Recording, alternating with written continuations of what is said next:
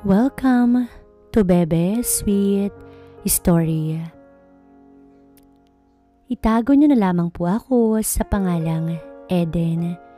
35 years old ako at 40 years old naman ang mister kong si Erwin. Edad 23 ako nang ikasal kami ni Erwin. Ngayon ay 7 at 5 taon na ang dalawa naming anak. Noong bagong kasal kami ay nakiusap ako sa aking asawa na wag muna kami mag-anak para makapag-ipon at magkaroon ng sariling bahay. Talaga namang panay ang trabaho namin. Madalas ay overtime. Maganda din ang dulot ng hindi kami nagkaanak dahil nag-enjoy kami sa buhay mag-asawa. Lalo na sa bagay na yon. Dahil solo lang kami sa bahay ng mister ko, kahit anong oras namin maisipan, magkatinginan o magkalabitan lamang kami ay game na agad. Mabilis kaming mag-init sa isa't isa. Halos naikot na namin ang buong kabahayan. Ang mister ko pa nga lang ang aking nakakasama sa buo kong buhay. Ano man ang kaalaman ko sa bagay na yon ay natutunan ko lahat sa aking mister. Pumapasok na kami noon sa 13 taon naming magkasama ay nag-iba ang buhay naming mag-asawa sa ilang kadahilanan, gaya ng naging busy kami sa pagpapalaki sa mga anak namin. Busy at pagod din dahil nagkaroon na kami pareho ng mga matataas na posisyon. Pareho kaming nasa sales at marketing ng aking mister. Madalas pa din naman namin ginagawa ang bagay na iyon. Araw-araw pa din pero isang round na lamang at swerte kung makadalawa pag siya ay ganado. Naisip ko rin na hindi na kaya nasiseksihan ng aking mister kaya bumababa na ang gana sa akin. Aminadong tumaba ko ng konti pero sexy pa din ang korte ng aking katawan. Meron nga lang mga bahagyang bilbil at konting pag-umbok ng aking puson, dala ng pagbubuntis. Kayang-kayang maalis ng pag-e-exercise at pag-jogging yan. Nasabi ko na lamang sa aking sarili. Lumipas din ang 6 na buwan. Isang araw ay umuwing masaya si Erwin. Na-promote siya at sinabi niyang pag sa ganoong posisyon ay pwede nang bigyan ng housing loan. Mapapalakihan na namin itong bahay namin at lalagyan ng 2nd floor. Dahil halos tapos na din naming hulugan ang bahay namin sa ngayon at marami pa din kaming naipon, makakatulong yung housing loan niya at pumayag na din ako. Mga 4 hanggang 5 buwan daw magagawa at tamang-tama naman na may bakante sa mga paupahang townhouse ng mga magulang ni Erwin. Para maumpisahan ng renovation at expansion ay lumipat na kami sa townhouse ng aking biyanan. Nasa isang subdivision din pero matao at sa labasan ng gate ay may mga commercial area at wet market. Dahil isa ding subdivision ay naipagpatuloy naming mag-asawa na maglakad-lakad o mag-jogging sa umaga o kaya naman ay sa gabi. Dati ay naihahatid ako ni Erwin sa opisina tuwing umaga dahil madadaan ito papunta rin sa kanyang opisina. Pero dito sa pansamantalang lugar namin ay hanggang gate na lamang ng subdivision ako sumasabay dahil magkasalungat na ang direksyon ng aming mga opisina. Daanan naman ng sasakyang pampubliko paglabas agad ng gate kaya wala namang problema. Nag-aabang na lamang ako ng bus o taxi pagpahirapang sumakay. Sa abangan ng sasakyan ay may mga stalls at sari-saring mga nagtitinda. Paglabas ng gate ng subdivision, sa unang kanto ay may isang stall na groceries at kakaninang tinda, kaya halos araw-araw ay napapabili ako ng iba't ibang kakanin dahil paborito ko ang gaya ng puto, kutsinta, bibingka o maha. Isang araw ay bumili ako pero hindi na yung teenager na babae ang nakatao sa tindahan. Isang matipunong lalaki na may itsura naman. Mukhang rag dahil sa kanyang bigote at balbas pero malinis naman siyang tignan. "Miss Suki, bili na kayo." "Suki agad tawag mo sa akin, ngayon pa lamang tayo nagkita." Natatawa kong sabi. Ganoon po talaga ang mga nagtitinda. Lahat po suki namin. "Nasaan si Myrna?" Tanong ko sa lalaki. "Kapatid ko po siya, ma'am. Bunso namin. May sakit siya kaya nagpapahinga lamang sa bahay." Ako po si Carlos at your service. Anong bibilhin po ninyo, Miss Suki? Eden ang pangalan ko. Ganda naman ang pangalan na Eden, kaya pala napaka-cheesy nyo, ma'am. He, bolero ka Carlos ha. Ginaya mo pa ako sa brand ng cheese. Wag mo na din akong puin. Mamaya hindi ako bumili. Ilang taon ka na ba? Nakangiting sabi ko sa kanya. 32 pa lang at binata pa po. Eden. Para ako malulusaw dahil sa eye to eye si Carlos sa akin habang nakikipag-usap. Okay. Pagbilhan mo na lamang ako niyang putong kalasyaw at malilate na ako. Habang nakasakay sa taxi ay naisip ko na bakit magaan ang loob ko kay Carlos. Dati ay inis ako sa mga lalaking may balbas sa bigote dahil parang mabaho at mukhang maruming tignan. Pero maayos ang kay Carlos. Trimmed ang balbas at mga bigote kaya bumagay sa kanyang muka. Mahilig lang siguro ko sa mga clean cut na lalaki dahil malinis tignan gaya ng aking mister na si Erwin. Halos araw-araw, nakikita ko na si Carlos dahil doon din ang abangan ng sasakyan. Bumili man ako o hindi, ay laging nakangiting babati sa akin at sinusuklian ko naman ng ngiti ang kanyang pagbati. Minsan wala akong barya pag may binili ako. Sinabi niyang maski kada kinsenas ako magbayad sa kanila.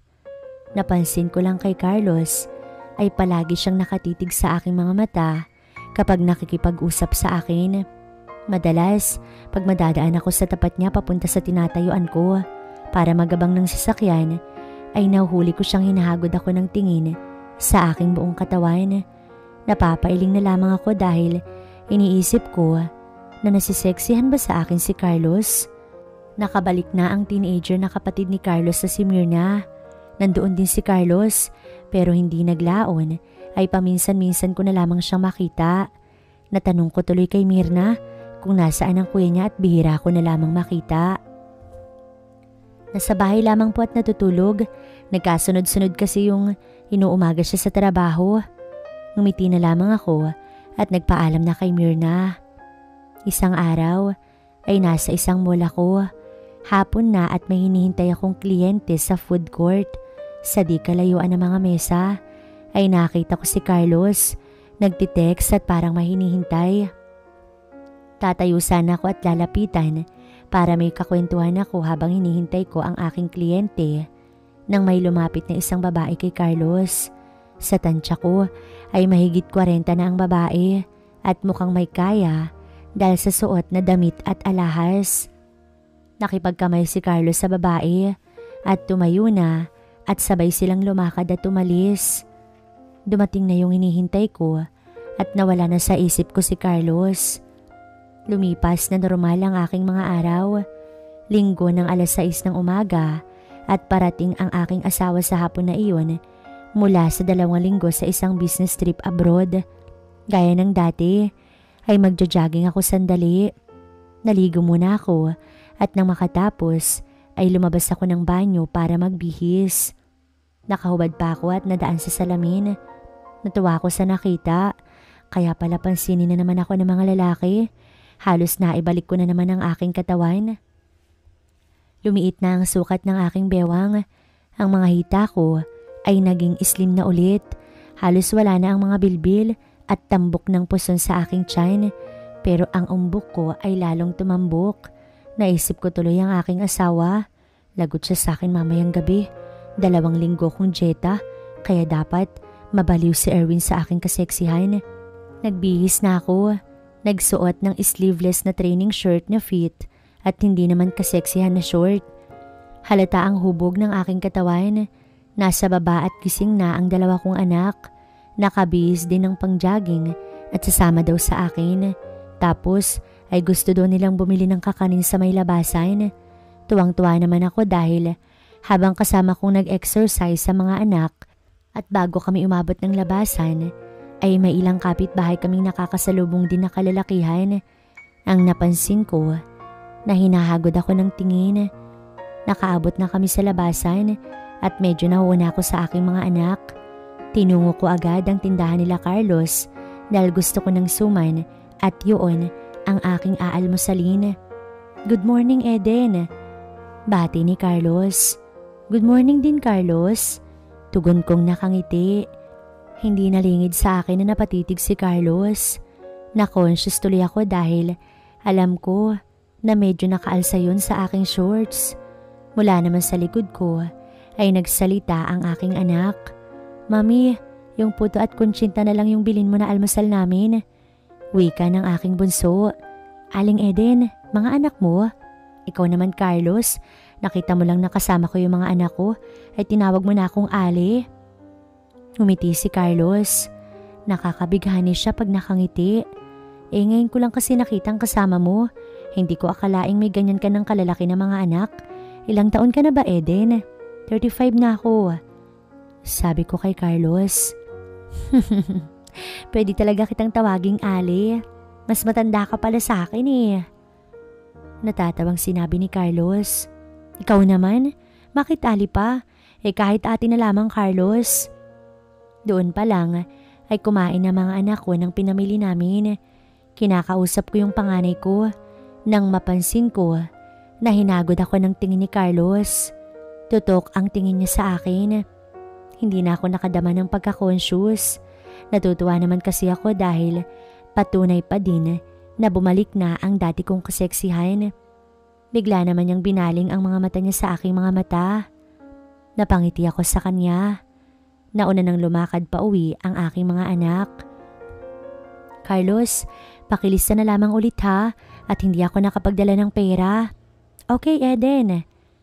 Naglakad na akong palayo nang tinawag ni Carlos ang aking pangalan kaya't napalingon ako sa kanya. Eden, sexy ka na dati pero ngayon ay super sexy ka na. Sira ka naman, pero salamat sa papuri Carlos ha. Nagpatuloy na ako lumakad at napapangiti sa papuri ng gwapo at matipunong tindero.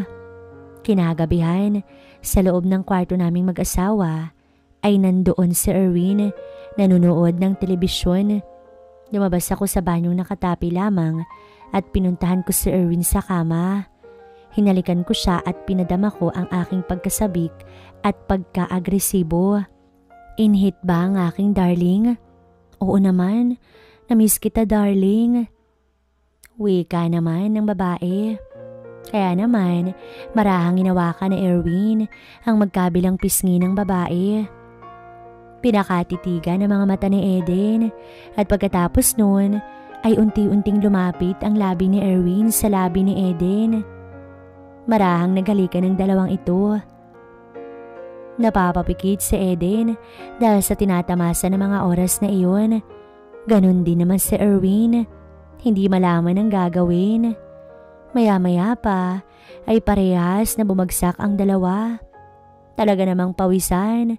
Pareho. Nagkangitian ang dalawa pagkatapos. At hindi nila namalayan na nakatulog silang mga ganoon.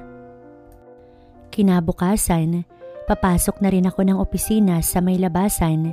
Nagulat ako dahil sarado ang stall nila Carlos. Tinanong ko yung tindera na katabing stall na alam ko ay kalugar din nila at sinabi nga kagabi ay isinugod yung nanay nila Carlos sa hospital. Bala ko sanang ipakisuyo ang perang pambayad sa kakanin pero naisip ko na baka kailangan nila Carlos ng pera. Tinanong ko kung paanong pumunta sa bahay nila Carlos. Sinabi ng babae na mga 3 kilometro lang ang layo ng kanilang lugar. May mga tricycle na papadaan dito at alam nila ang bahay nila Carlos. Nang dumating nga ang tricycle ay sumakay na ako. Hindi subdivision pero may gate din ang lugar nila at may bantay na mga tanod. Kaya alam ko na safe at tahimik ang lugar na iyon. Maliban nga lang sa may nadaanan akong kay aga-aga ay nagiinuman. Narating ko ang bahay nila Carlos. Malaki ang bakuran at gawa sa kahoy ang maliit na bahay. Sa di kalayuan sa bakuran ay nasilip ko ang parang mga barong-barong na maraming lutuan. Baka doon niluluto ang kanilang mga kakanin. Parang walang tao. Baka nasa hospital na isip ko. Paalis na ako. Nang biglang sa di kalayuan ng daan ay may tumatawag sa akin. Si Carlos na tumatakbo pa. Walang t-shirt pero may tuwalyang nakatakip sa katawan niya at naka-short lamang. Eden, napasyal ka. Tuloy ka muna. Wag na, iabot ko lang naman ang bayad nung kakanin dahil nabalitaan ko na dinala sa ospital ang nanay mo. Pasok ka muna. Pilit ni Carlos. Nag-alangan ako dahil siguradong late na ako na darating sa opisina. Eden, baka ayaw mong pumasok dahil mahirap lang kami. Parang napahiya naman ako sa sinabi ni Carlos dahil hindi naman ako mapili at mapangmatang tao. Sige na nga, basta pameriendahin mo ko ng suman ha. Hindi pa ako nag-almusal. Pabiro kong sinabi. No problem, may bagong luto kami dyan, Eden. Sa loob ng bahay nila ay nasorpresa naman ako sa aking nakita. Mahirap ha, Carlos. Hindi nga kagandahan sa labas ng bahay nyo dahil mukhang luma pero ang ganda sa loob. Maayos at kompleto naman ang gamit at appliances dito sa loob. Nakangiti naman si Carlos. Ngiting bumibighani sa akin. Unti-unti lang namin itong naipundar. Sagot niya habang nagsusuot siya ng t-shirt na kinuha niya sa may sofa. Pinaupo niya ako sa sofa sa may sala. Sa center table, naghain siya ng suman at bagong luto na tsokolate para sa usawan. Inabot ko agad ang bayad sa utang kong kakanin at kinamusta ko ang kanyang nanay. Nagkwentuhan kami. Nalaman ko na 10 na pala silang magkakapatid at siya ang panganay. Nanay na nga lang nila ang buhay at may 3 pa siyang pinag-aaral na kapatid. Ano nga palang trabaho mo, Carlos? At balita ko, inuumaga ka sa pagtatrabaho.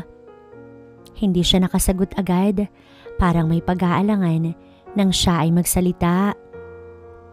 Pa-extra-extra lang, Eden, kung saan may magandang pagkakakitaan. Magtatanong pa sana ako nang siya ay tumayo. Sandali at kukuha pa ako ng suman, Eden. Sasabihin ko sana na tama na pero hinayaan ko na lamang. Medyo natagalan siya at nang may nakita akong telepono malapit sa pintuan nila, nilakasan ko ang boses ko at sinabing makikigamit muna ako ng telepono. Sumagot naman siya ng oo. Nakita ko nang nakabalik si Carlos sa may sala at natapos akong tumawag sa opisina para sabihing malilita ko ng dating. Pabalik na ako sa may sala nang bigla akong mapatid sa kawad ng telepono.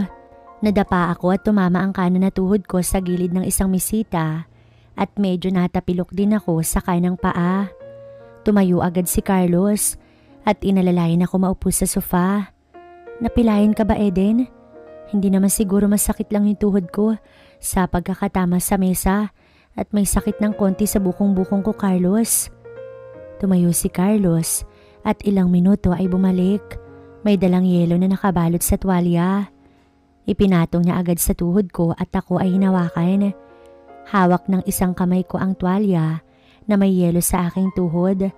Nakayuko din ako at minamasahe ang aking bukong-bukong. Nabigla ko nang hinawakan niya ang minamasahe kong parte. Marunong ako magmasahe, Eden. Hawak pa din niya ang paa ko at umupo siya sa mesita sa aking tapat. Nang itaas niya ito para ipatong sa hita niya ang paa ko, ay nag-alangan na ako. Nakabalda kasi ako eh. Hindi naman maiksi pero umiksi dahil sa aking pagkakaupo. Naku, wag na lang, Carlos. Naisip siguro niya ang pag-aalangan ko dahil kumuha siya ng throw pillow sa kabilang sofa. Itakip mo yan sa palda mo at hindi naman kita sisilipan. Nakangiting sinabi ni Carlos. Itinakip ko na nga sa may palda ko ang unan nang ipinatong niya sa kanyang hita ang kanang paa ko at inumpisahan nitong hilutin. Masakit na masarap dahil nakadama ko ng konting ginhawa sa paghilot ni Carlos sa aking paa. Masarap at magaling ka palang magmasahe at manghilot, Carlos. Isa to sa mga racket ko at pinagkakakitaan, Eden. Hahanapin ko lamang yung naipit na ugat at hihilutin. Konting ikot lang at pag napatunog ko na yun, magiginhawahan ka na, Eden. Ilang minuto pang nakalipas ay naginhawahan nga ako talaga. Nang biglang ibaling niya ang direksyon ng ikot ng paa ko nang may lumagutok. Tunog galing sa paa ko. Aray, ang sakit naman, Carlos. Oo, pero mamayang konti ay okay na yan. Nawala na ang ipit. Konting masahe pa para mawala yung sakit at maginhawahan ka, Eden. Kinuha din niya yung tuwalya na may yelo dahil halos tunaw na. Maginhawa na din naman ang aking tuhod. Hinayaan ko lamang si Carlos na ituloy ang masahe niya na umabot sa aking tuhod. Iba na tuloy ang aking nararamdaman at napapapikit ako sa ginhawang nararamdaman ko. Bukod sa ginhawang nararamdaman ko, ay may dalang kakaibang kuryente ang paghilot ni Carlos. Parang nakakaramdam ako ng kiliti at nag-uumpisa nang mag-init. Parang kinukuryente ako. Nagulat ako nang bigla na lamang hawakan ni Carlos ang aking magkabilang pisngi. Tinitigan niya ako sa aking mga mata. Parang nawala na ako sa katinuan dahil sa init ng aking nararamdaman. Dinala niya ako papasok sa isang kwarto. Inihiga niya ako sa kama at hindi ako gumagalaw. Nakatitig siya sa aking mga mata. Marahan niyang nilapit ang labi niya sa aking mga labi. At doon nga ay nagsimula kaming maghalikan. Hindi na namin napigilan ang aming nararamdaman. Wala na kaming pakailam na mga oras na iyon. Parehas na kaming baliw dahil sa tinatamasa ng mga oras na iyon. Napapakagat-labi si Eden habang pikit ang kanyang mga mata. At si Carlos naman ay hindi rin malaman ang gagawin dahil sa tinatamasa ng mga oras na iyon. At maya-maya pa ay nagsimula na yumugyog ang katre.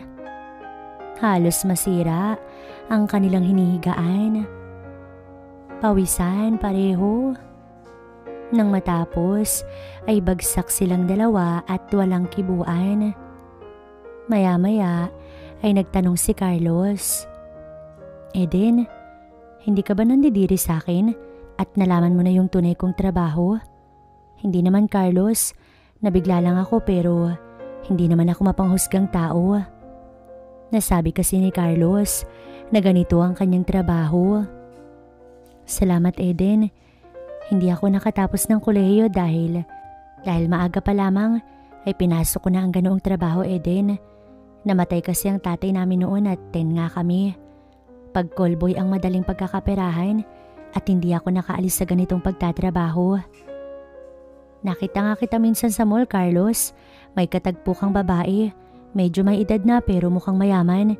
Kliyente mo ba yun? Oo, Eden. Puro babae lang mga kliyente ko. Ayoko ng bakla.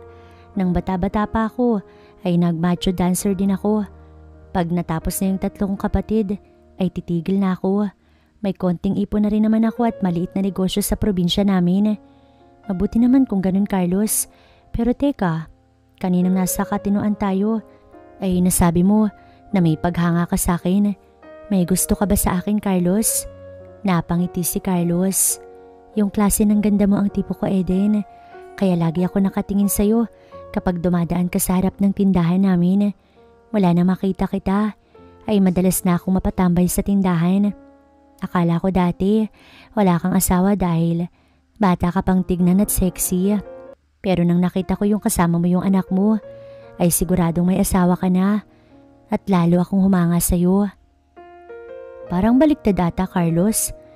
Nang akala mong wala akong asawa ay hanga ka na.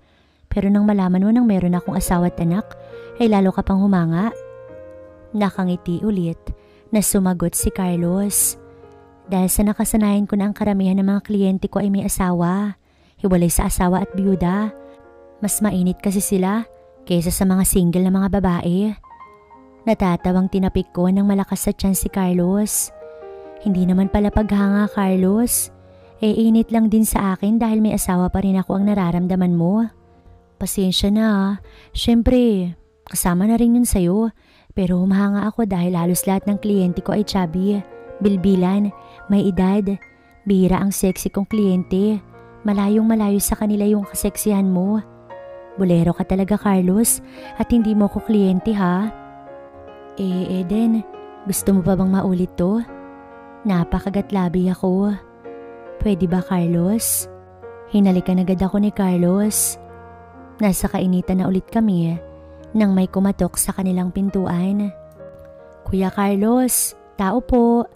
Dinig namin na sigaw ng babae na parang kapatid niyang si Mirna. Nagkatinginan kami ni Carlos at napangiti sa isa't isa. Dali-dali kami nag-ayos. Nang makapag-ayos ay agad ako naupo sa sofa at si Carlos ang nagbukas ng pintuan. Nakita ko ni Myrna at napangiti pa ito at nagpasalamat na nadalaw ako sa kanilang bahay. Nasabi ko lang na nagbayad ako ng mga utang ko sa kanilang paninda. Hinihatid ako ni Carlos sa may labasan. Habang naglalakad ay nag-usap kami ng masinsinan. Carlos, sana sa ating dalawa lang ang nangyari ha? Oo Eden, may nangyari sa atin dahil sa hindi inaasahang sitwasyon. Maski may gusto ko sa'yo, wala naman akong balak na ligawan ka. Hanggang tingin lang naman ang gagawin ko sa'yo dahil may asawa ka na. At maski magkita tayo sa tindahan nyo, ay normal lang dapat ang tinginan Carlos ha. Ang turingan natin, walang magbabago. Ganun pa nga din Eden. Isinakay niya na ako sa tricycle at umuwi muna ako sa amin. Naligo na ng halian at pumasok na sa opisina. Sa opisina ay naisip ko ang nangyari sa amin ni Carlos at nakaramdam ng panghihinayang at pagkabitin dahil mauulit sana ang ginawa namin kanina, pero naudlot yun dahil sa pagdating ni Myrna. Alam kong nagkasala ako sa asawa ko pero nagtataka ako dahil parang panandalian lang ako na konsensya at hindi ako nabagabag muli. Ilang gabi ding laman ng isipan ko ang nangyari sa amin ni Carlos at iyon ang iniisip ko tuwing may nangyayari sa amin ni Erwin. Iniisip kong si Carlos ang kasama ko. Normal naman ang turingan namin sa isa't isa ni Carlos. Kapag nakikita ko siya sa kanilang tindahan sa may kanto ng labasan. Sa bagay, paminsan-minsan lang nandoon si Carlos. Kapag nandoon si Carlos sa tindahan nila at ako ay nakatalikod sa kanya habang nag-aabang ng masasakyan, ay pakiramdam ko na hinahagod niya ako ng tingin.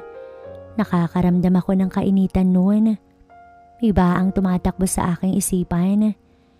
Lumipas pa ang mga araw at naging laman lagi ng isipan ko si Carlos dahil talagang bitin ako sa nangyari sa amin.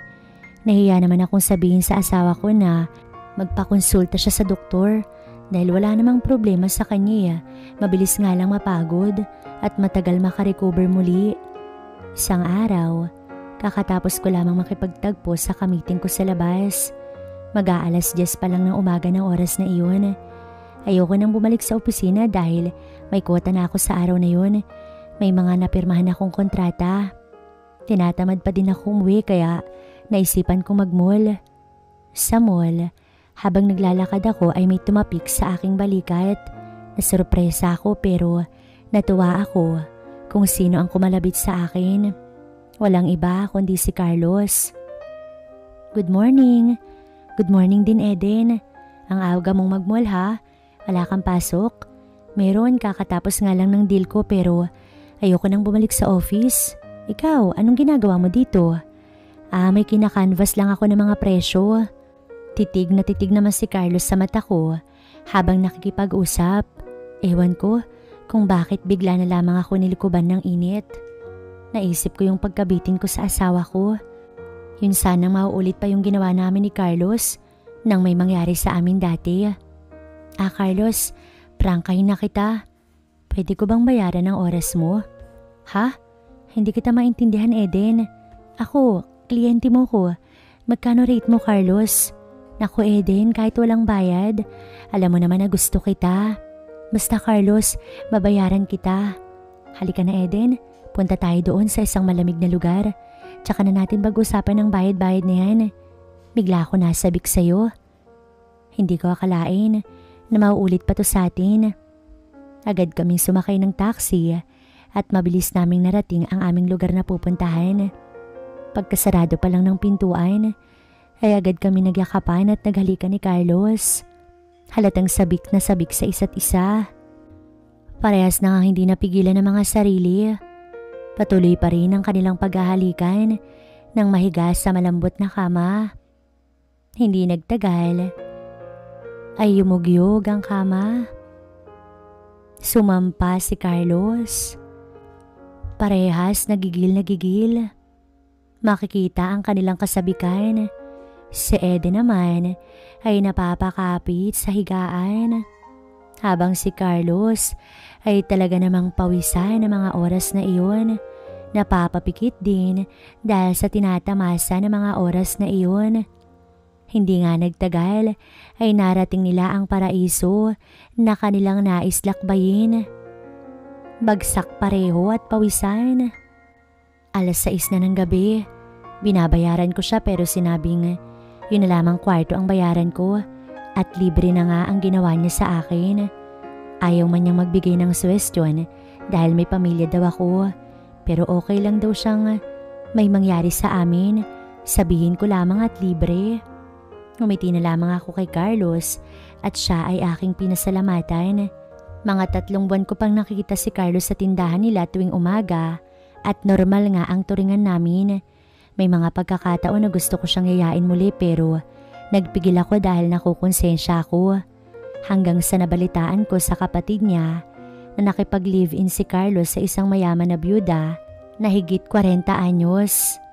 At ilang linggo pa ay iba na ang umuupa ng stall nila Carlos. Umuwi na pala sila Carlos sa probinsya nila sa Cebu dahil taga Cebu din sila at pinakasalan na niya ang ka-live-in niyang byuda na taga Cebu din. Lagi kong naalala pa din si Carlos dahil tuwing umagang pagpasok at pag-uwi sa hapon ay nadadaanan ko ang tindahan nila dati. Hindi ko malimot ang dinulot niya sa akin. Hindi ko rin mapigilan na mag-init ako kapag naiisip ko yun. Nangingiti na lamang ako sa ligayang dinulot ng tindero sa kanto sa amin.